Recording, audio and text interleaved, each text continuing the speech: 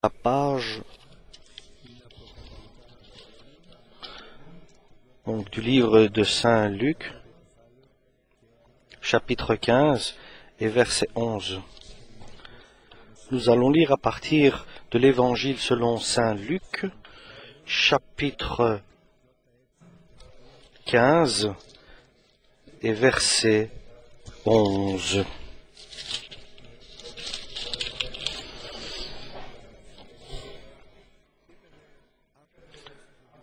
Il dit encore, un homme avait 2 fils. Le plus jeune dit à son père, « Mon père, donne-moi la part de bien qui doit me revenir. » Et le père leur partagea son bien. Peu de jours après, le plus jeune fils, ayant tout ramassé, partit pour un pays éloigné, où il dissipa son bien en vivant dans la débauche. Lorsqu'il eut tout dépensé, une grande famine survint dans ce pays, et il commença à se trouver dans le besoin. Il alla se mettre au service d'un des habitants du pays, qui l'envoya dans ses champs garder les pourceaux. Il aurait bien voulu se rassasier des carouges que mangeaient les pourceaux, mais personne ne lui en donnait. Étant rentré en lui-même, il dit, « Combien de serviteurs chez mon père ont du pain en abondance, et moi je meurs de faim. Je me lèverai, j'irai vers mon père, et je lui dirai, « Mon père, j'ai péché contre le ciel et contre toi. Je ne suis pas digne d'être appelé ton fils. Traite-moi comme l'un de tes serviteurs. » Et il se leva et il alla vers son père. Comme il était encore loin, son père le vit et fut ému de compassion. Il courut se jeter à son cou et lui donna et l'embrassa. Le fils lui dit, « Mon père, j'ai péché contre le ciel et contre toi. Je ne suis pas digne d'être appelé ton fils. » Mais le père dit à ses serviteurs, « Apportez la plus belle robe et en revêtez-le. Mettez-lui un anneau au doigt et des souliers aux pieds. Amenez le veau gras et tuez-le. Mangeons et réjouissons-nous, car mon fils que voici était mort et il est revenu à la vie. Il était perdu et il est retrouvé. » Et comme ils commencèrent à se réjouir, or, le fils aîné était dans les champs. Lorsqu'il revint et s'approcha de la maison, il entendit de la musique et des danses. Il appela un des serviteurs et lui demanda ce que c'était. Ce serviteur lui dit, « Ton frère est de retour, et ton père a tué le veau gras parce qu'il l'a retrouvé en bonne santé. » Il se mit en colère et ne voulut pas entrer. Son père sortit et le pria d'entrer.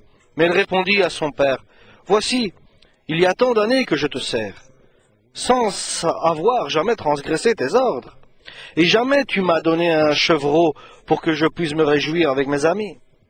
Et quand ton fils est arrivé, celui qui a mangé ton bien avec des prostituées, c'est pour lui que tu as tué le veau gras. » « Mon enfant, lui dit le père, tu es toujours avec moi, et tout ce que j'ai est à toi. Mais il fallait bien s'égayer et se réjouir, parce que ton frère que voici était mort, et il est revenu à la vie, parce qu'il était perdu, et il est retrouvé. » Amen. Nous voyons aussi, comme Adam et Abel, 2 frères, qui vivaient dans un endroit, dans la présence de Dieu. Ils ont grandi dans la totale bénédiction, sans avoir aucun manquement, sans être privés de bénédiction, dans un entourage parfait. Mais nous savons que l'entourage ne garantit pas et n'assure pas la bonne suite de l'homme, l'avenir de l'homme, et même pas non plus un mauvais, je pourrais dire, entourage. Il n'y avait pas de sécurité, et tout dépend du cœur de l'homme, avec les relations qu'il a avec le Père. Et voilà la première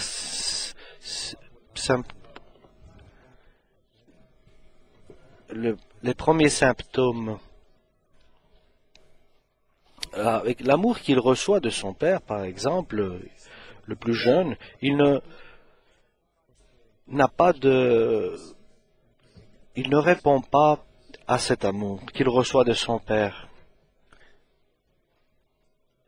Lorsque tu aimes quelqu'un, tu ne l'abandonnes pas. Si celui peut être son père, il peut être le père, il peut être un enfant, une fille ou ton mari ou bien ta femme. Quand tu aimes quelqu'un, tu ne l'abandonnes pas. Parce que si tu n'aimes pas quelqu'un comme Dieu le désire, de tout ton cœur, de ton âme, de ta force et de ton pensée, les liens de l'amour sont beaucoup plus forts que toute envie de s'échapper et de partir. Et ça, c'est la caractéristique la plus importante pour que chacun comprenne dans quelle situation il se trouve. Et le plus jeune, facilement, a été emporté par la volonté de son cœur, les désirs de son cœur, et par son jugement et sa décision. Il a dit, c'est bien ici, mais quelque part d'autre c'est mieux. Et ne me dites pas qu'il est possible que le père l'a scandalisé ou son frère ou dans cet endroit où il vivait. Parce que l'homme est dérangé ou est influencé par sa propre volonté, par les désirs de son cœur. Et pour que nous puissions comprendre ce que c'est comme le pêcheur, pour qu'il puisse attraper le poisson, il met le meilleur appât. Il y a des appâts pour des petits, pour des grands, pour des plus grands, pour chaque espèce de poisson. Il y a un appât bien spécifique pour chaque poisson. Il jette l'appât avec l'hameçon et le poisson voit cet appât et il le convoite, il le désire et il va et il se fait prendre par l'hameçon. Et Dieu désire que nous soyons préparés. Et pour que nous soyons préparés, Dieu permet certaines épreuves difficiles à traverser, mais qui sont indispensables à traverser. Et si ton cœur n'est pas rempli d'amour, si tu abandonnes Dieu ici, tu l'abandonneras aussi là-bas, comme le diable a abandonné Dieu là-bas. Mais Dieu peut se baser que sur l'amour. C'est pour cela, tout se termine, tout va se terminer, les grâces, les dons, les prophéties, les espérances, mais il ne restera que l'amour, et ici et pour le siècle des siècles, parce que l'amour, c'est ce qui nous garde proches de Dieu, ce qui nous unit avec Dieu. L'amour de Dieu est donné, est certain. Et il s'est trouvé quelque chose qui a dépassé cet amour qu'il avait pour son père, donc le jeune. Il a pris la décision d'abandonner son père. Et que cela ne nous étonne pas. Et que cela ne nous soit pas étrange, parce que cet amour-là, lorsqu'il est faible, facilement il abandonne et il s'en va. Une jeune, par exemple, elle aime très fort ses parents, mais lorsqu'elle tombe amoureuse de quelqu'un, elle abandonne son père et sa mère. Elle dit, je vais suivre maintenant celui avec qui je suis amoureux.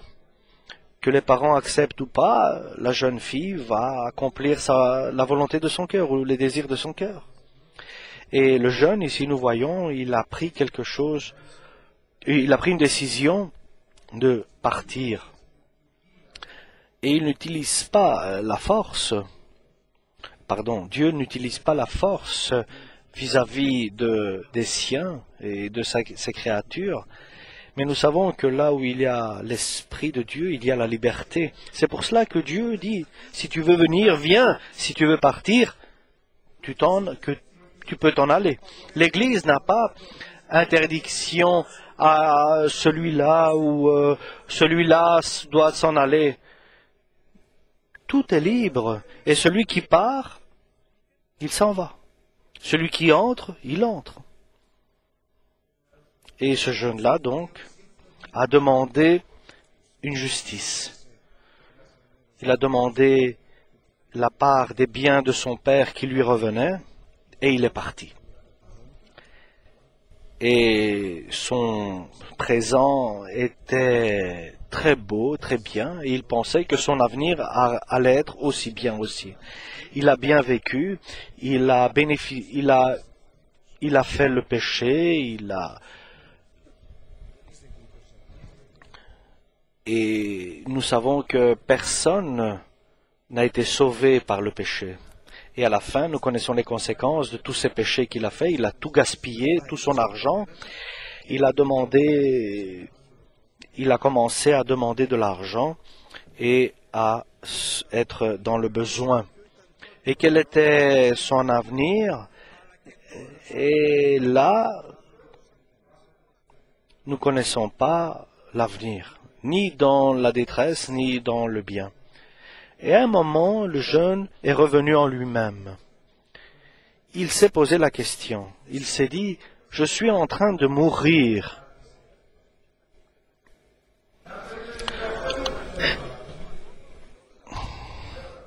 Et il a eu le temps de revenir à lui-même.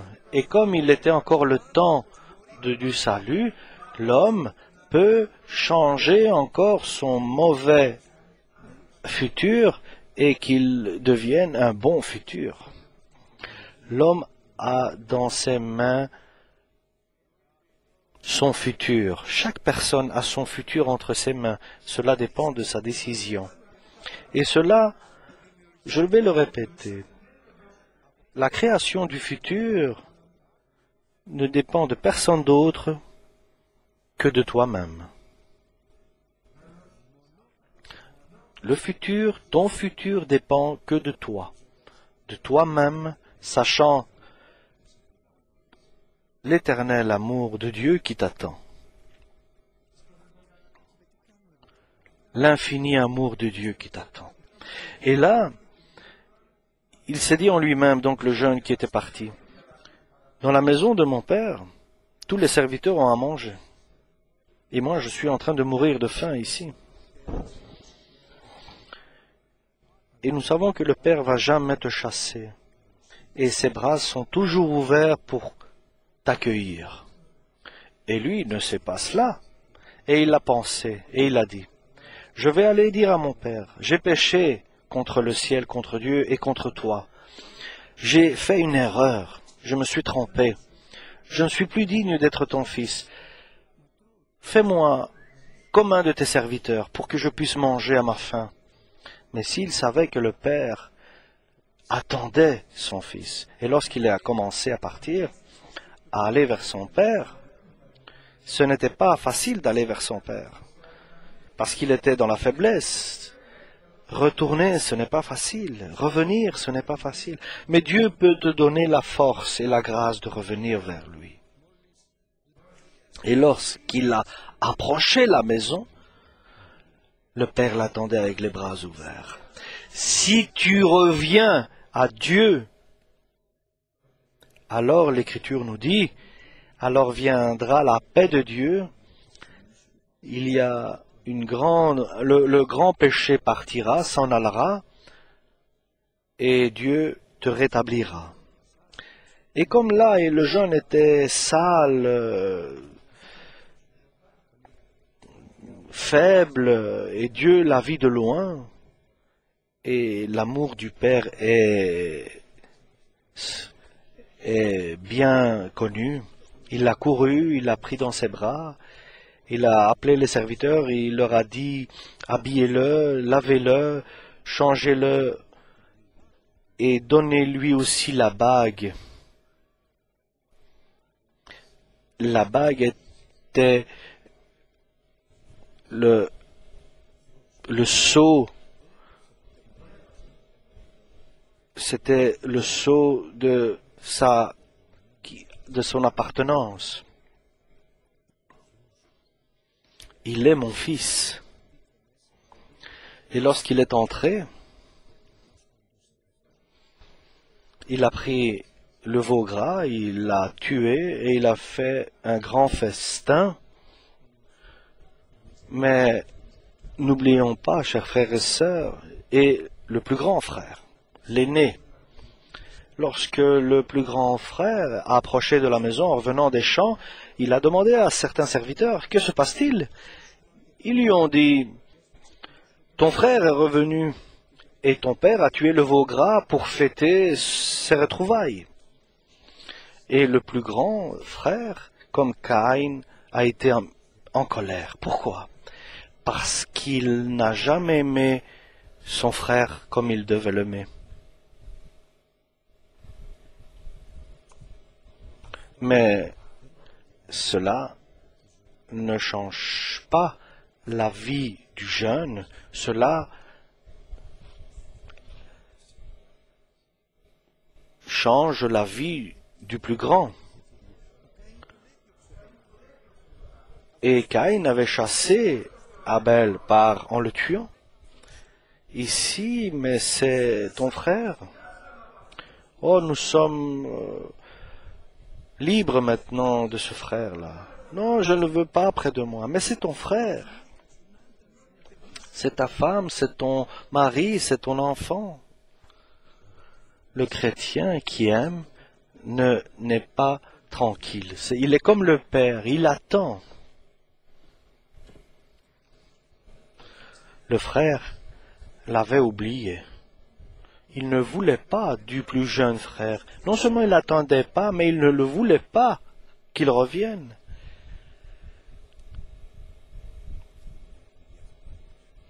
Et ça, c'est la grande différence, chers frères et sœurs.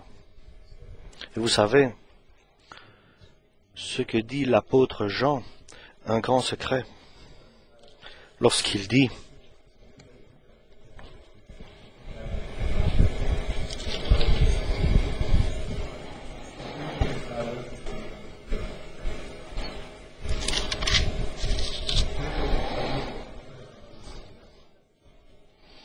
nous savons ce que dit Jean dans son épître. Il dit,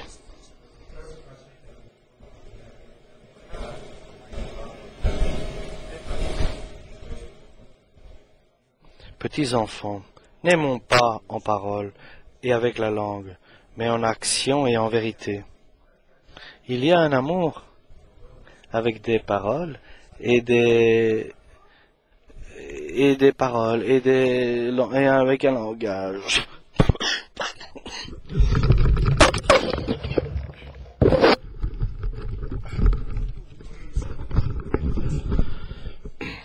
Pardon.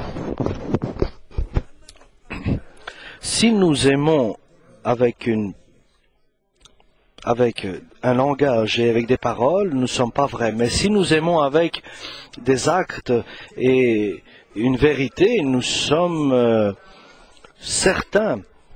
Alors nous sommes certains d'être dans la vérité. Parce que alors notre cœur ne nous condamne pas et ne nous accuse pas. Parce que si notre cœur nous accuse, pendant que nous aimons avec vérité et avec des efforts, alors Dieu vient nous certifier. Et si notre cœur ne nous condamne pas, alors nous avons d'assurance devant Dieu, et ce que nous demandons, nous recevons, parce que nous gardons ses commandements et nous accomplissons ce qui est agréable à lui. Et ça, c'est un secret de l'Évangile. Tu veux que tu réussisses ce que tu accomplis, ce que tu fais, et que la bienveillance de Dieu soit avec toi. Fasse que ton cœur ne te condamne pas. tâche que ton cœur ne te condamne pas et que tu es de la vérité. Tu fais partie de la vérité. Et cela est certifié si tu aimes avec vérité et avec des efforts. Donc que tu puisses trouver celui que tu n'aimes pas et dire, Dieu, toi tu sais que moi je t'aime. Ce que Jésus a dit à Pierre, est-ce que tu m'aimes? Et Pierre a dit, tu sais très bien que je t'aime, mais si tu m'aimes, suis-moi.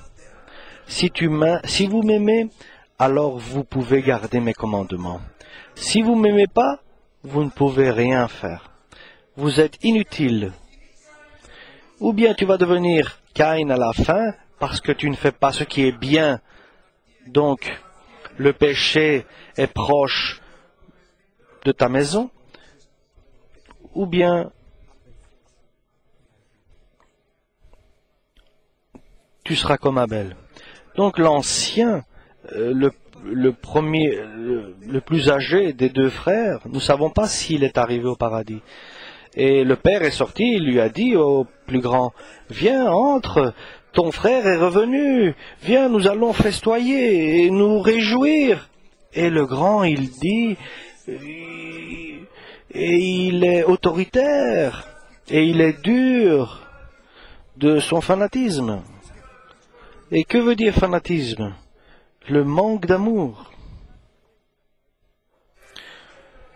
Je n'ai jamais transgressé un de tes commandements et renié un de tes commandements. Tout ce que tu me demandais, je l'accomplissais, dit le grand frère.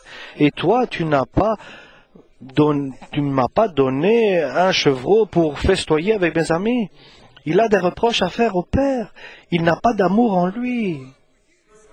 Et maintenant que ton fils est revenu, pas mon frère, mais quel frère? Moi, je l'ai déjà oublié. Mais ton fils qui a vécu dans la débauche et dans l'impudicité et avec les prostituées, et toi, tu as ouvert la maison, tu as ouvert tes bras et tu as tué le veau gras. Non, je ne rentre pas à l'intérieur. Et il n'est pas rentré à l'intérieur de la maison parce qu'il ne voulait pas participer à cette joie, à cette fête. Et le Père ne peut pas de force le faire entrer. Mais revenons à ce que dit l'apôtre Jean. Si tu aimes avec des œuvres et avec vérité, avec sincérité, alors nous savons qu'il a mal agi. Nous savons que cela ne veut pas dire que tu n'aimes pas. Et nous savons, chers frères et sœurs, qu'il faut, et ce devoir est indispensable. Il faut que tu sois dans l'amour de Dieu. Nous savons que le cœur de l'homme trompe l'homme. Son cœur est corruptible. Il est influencé et emporté par chaque désir et volonté. Mais il faut que tu ailles vers Dieu et prier et dire, Père, remplis mon cœur d'amour par ton Saint-Esprit pour ce frère, celui qui est insensé, celui qui ne marche pas dans la droiture, celui qui a fait beaucoup de choses pour que tu puisses avoir de l'assurance envers Dieu et pouvoir lui dire, Père, j'aime ce frère en vérité, en sincérité. Et toi, tu le sais bien. Personne le sait. Mais toi et Dieu, parce que toi, tu as rempli ton cœur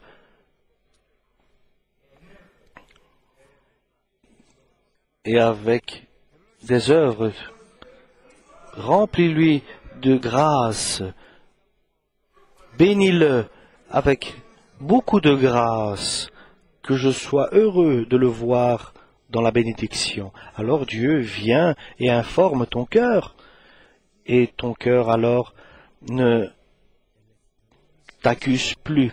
Tu es libéré, tu n'as plus d'amertume et de jalousie.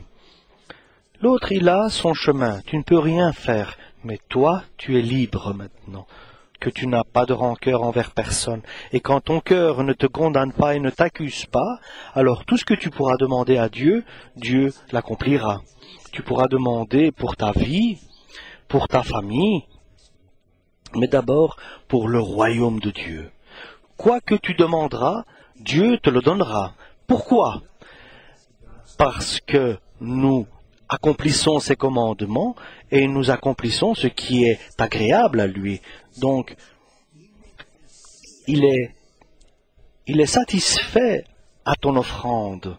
Donc, il est bon d'aimer ton ennemi et c'est un sacrifice d'aimer son ennemi. C'est un sacrifice d'aimer celui qui te haït et de bénir celui qui te haït et celui qui te maltraite. De le bénir, de prier pour lui, c'est un sacrifice. Et ce sacrifice-là, et c'est un sacrifice aussi de tuer de ce que tu as de meilleur en toi et d'offrir, et que tu le donnes comme cela.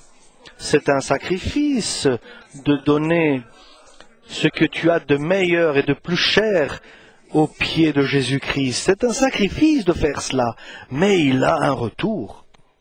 Mais il a un édifice.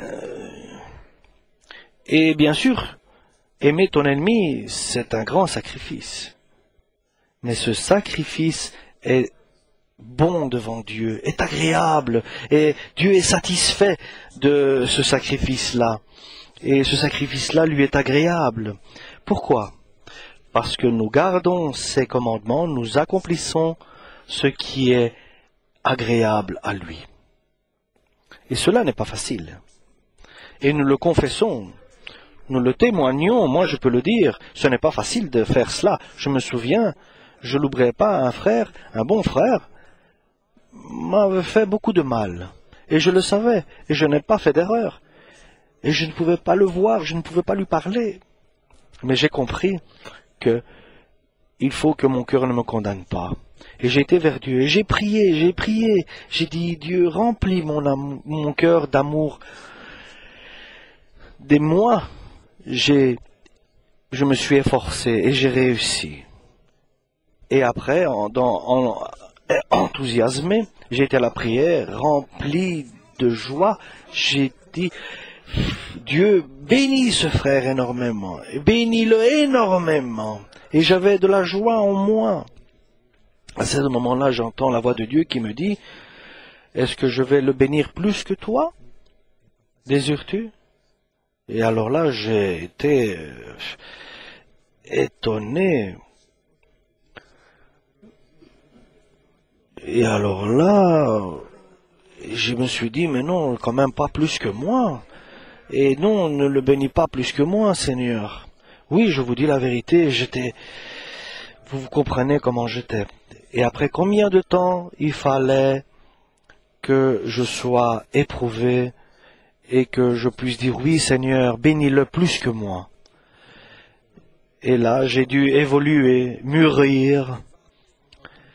Et Dieu, c'est comme cela qu'il désirait que je sois, évoluer, mûr. Et parce que nous ne savons pas réussir seuls, Dieu nous donne des sorties de secours. Si tu désires quelque chose selon ma volonté, tu as de l'assurance de le recevoir. Donc, Père, nous devons dire, Père, corrige mon cœur. Je voudrais être de la vérité. Je ne voudrais pas aimer simplement de paroles et de langage, mais d'actes et de sincérité. Remplis-moi de l'amour pour tout le monde. Je ne veux pas que mon cœur me condamne. Et Dieu qui entend nos prières et qui répond lorsque nous demandons selon sa volonté, il va commencer. Et il est certain, il va agir certainement. Et alors tu comprendras et tu bénéficieras.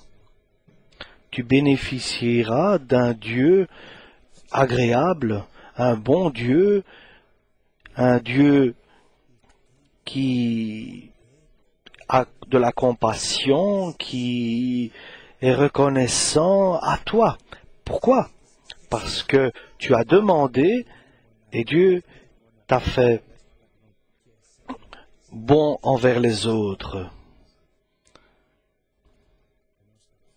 Et ainsi le chrétien, chers frères et sœurs, il crée lui-même une atmosphère de bénédiction unique dans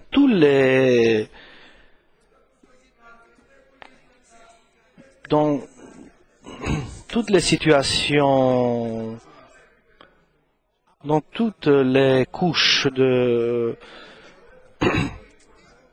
la vie, dans tous les aspects de la vie. Et il pardonne, il se met pas en colère, et il bénéficie l'amour de Dieu et la grâce de notre Seigneur Jésus-Christ et la communion du Saint-Esprit. Amen.